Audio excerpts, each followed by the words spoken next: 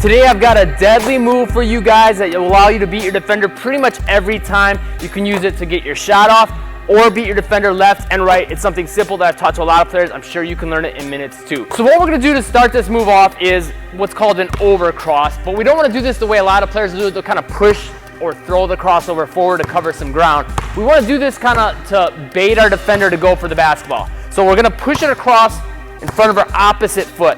The hand motion is basically going to be the hand on the outside of the basketball over the top and push it down. So almost like an inside out dribble motion, but you're going to push it here.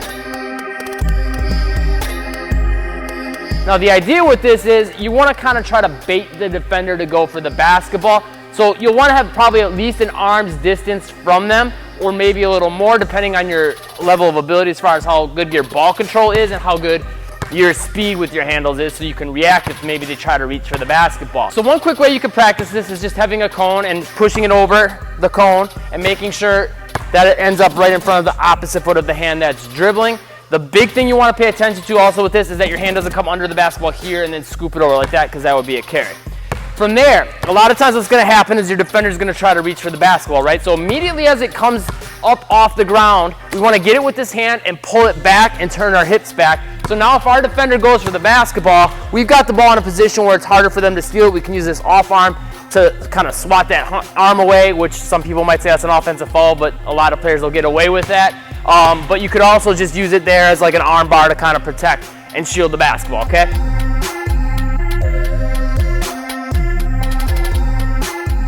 From there, a lot of times what's going to happen is either A, if the defender's trying to steal the basketball, they might really try to come in hard to go for the basketball yet, right? And they're probably going to be coming to this side. So from there, you've got a couple options. You can pull the ball back, and then immediately from that, if you have the handle and the hang time, go into a crossover.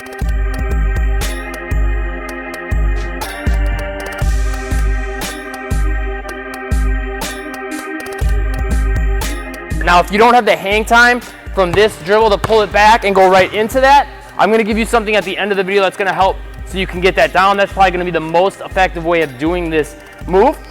But if the defender's real tight, you might not have the room to get this crossover off, right? So in that instance, you might want to do it behind the back.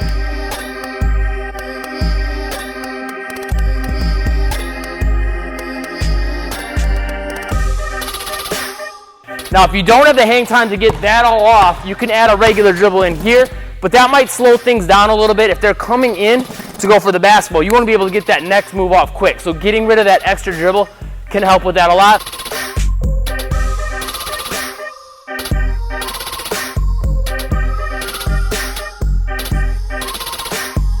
But again, if you're more beginner, adding this extra regular dribble before going into the crossover or behind the back will help. Now, other defenders, maybe they'll see you pull the ball back here, and from there, they might kind of back off to this side because they might see your eyes looking this way. In that instance, boom, easy. Just drive the other way.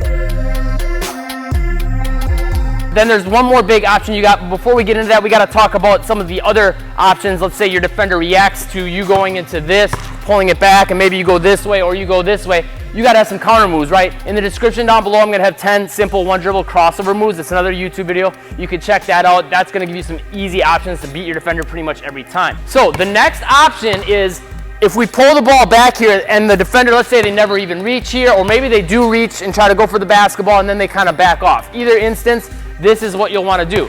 Pull the ball back, go right into a shot.